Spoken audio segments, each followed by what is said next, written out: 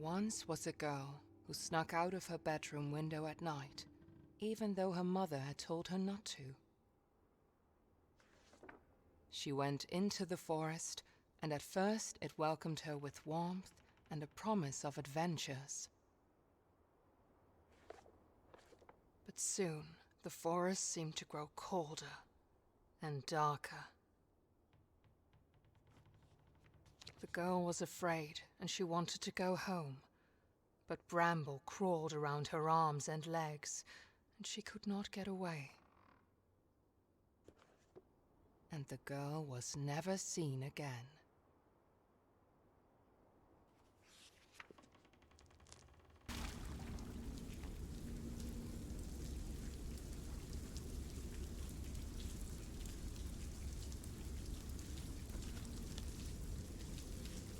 In his past life, Necken was a simple man that loved playing his violin, but the village did not appreciate his talent.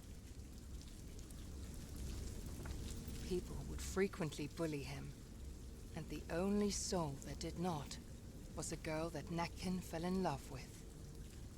One day the bullying and beatings became so severe that Necken's anger finally overtook him. He marched into the village, playing forbidden melodies that made everyone dance, until their flesh and bone got worn down.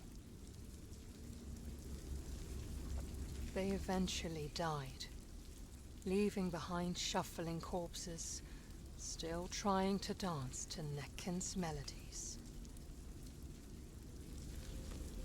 His love was not spared death either. Devastated, Necken left the town and lived by the lake, drowning in his sorrow, where he still lures people with his deadly music.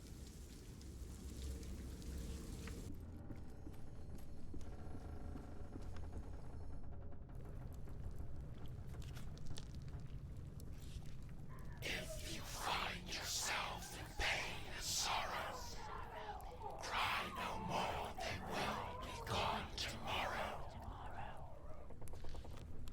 Listen to the voices of the deep, and join the wolves that circle round the sheep. Attempt the rare sacrifice you make, in order for your powers to awake. Trust in the transcendent and surrender, to be received into the arms of splendor. Behold the transmutation into gold. Soon a god emerges from the mold. No longer human, bricked or land alone. A goddess reborn, seated on her throne.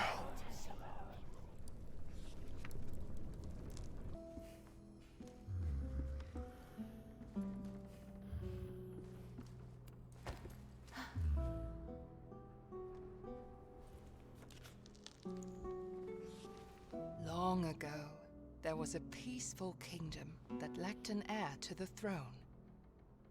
King Niels and his queen Magdalena had waited for a long time, and at last she was expecting a child. She gave birth to the longed-for son, and they named him Ulrich. But suddenly, doctors crowded around the queen's bed. Magdalena succumbed to the labors of childbirth.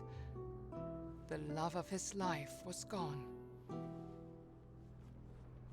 Weighed down by sorrow, King Niels approached his autumn. Meanwhile, Ulrich grew into a young boy full of life. The prince was the only thing that kept the darkness at bay in his heart. One day, Prince Ulrich fell ill. The doctors tried everything, but he grew weaker and weaker. They told King Niels about a mythical flower that witches were rumored to use to heal any illness. King Niels searched the whole kingdom for the flower to no avail, and his campaign soon became a gruesome witch hunt. His path was lined with the witches he had slain, but the flower was nowhere to be found.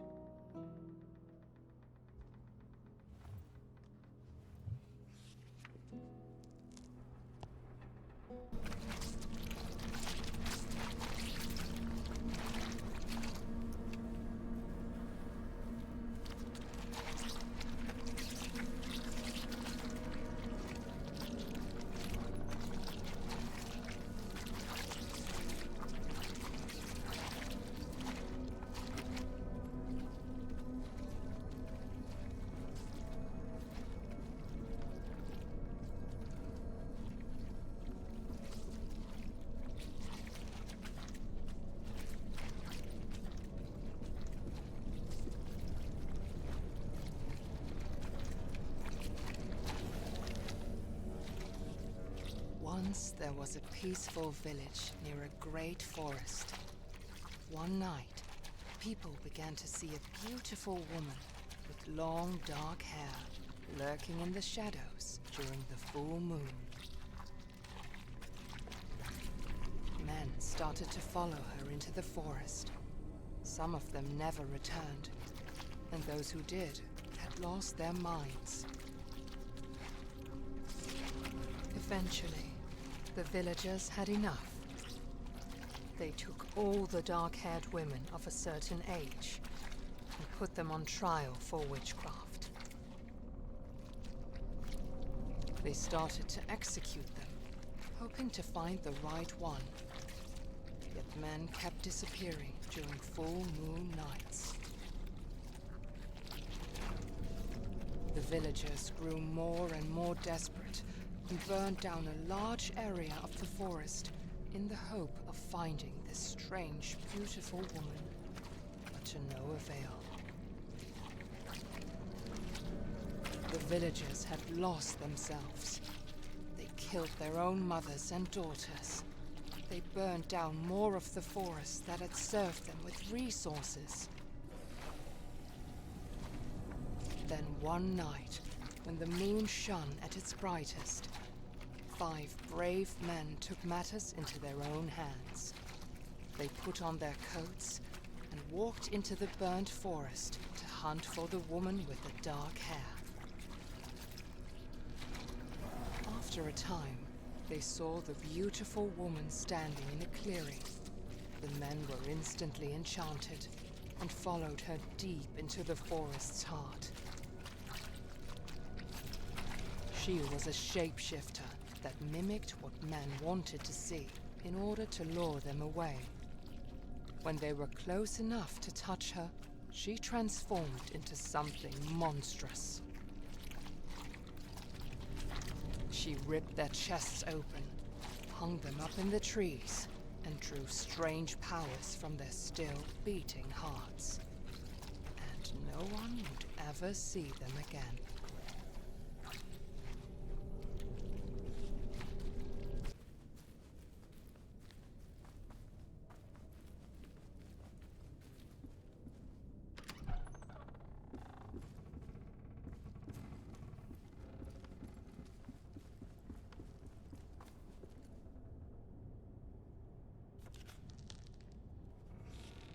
Dear diary, I am so in love with him.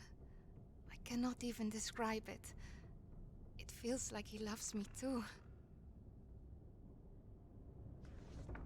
Our village still tries to heal its wounds from the dark days, but at least me and my love survived and have each other. After the horrible witch hunt, we thought we were safe. We thought we would have peace, but then the plague came to our village.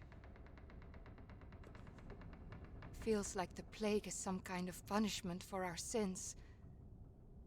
Maybe we deserve this. People say they have seen an old woman with a rake at night. Every house she passes, people inside get sick. I hope she does not come to my house.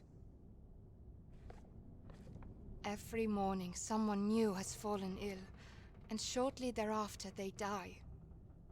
We do not even dare to give them a proper funeral. It is horrible. The dead are rising from their graves, and they eat the ones left alive.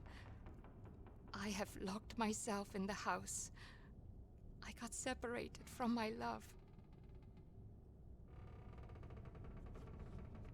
I wish I could be with him. I hope I can meet him in the next life. I'm out of food, and the dead are right outside my door. I miss him so much.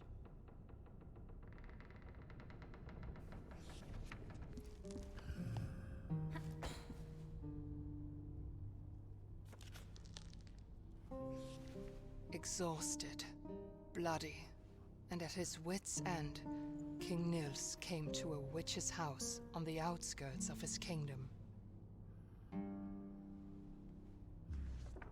He fell to his knees, begging the witch to help cure his son, and she agreed. The witch explained that the flower held tremendous power that could only very carefully be used for good. The witch instructed he only use a single petal. Using the whole bloom would only invite death. Ulrich began to recover, but discontent at the royal line had grown in the kingdom following King Nils' bloody campaign. The next day, King Nils found his son dead, and the last light holding his darkness at bay was snuffed out. Heartbroken, King Nils turned to the bloom which had promised life, and instead saw it as an escape from his suffering. The witch, having come to visit the king and the prince, looked at the nightmarish scene in despair.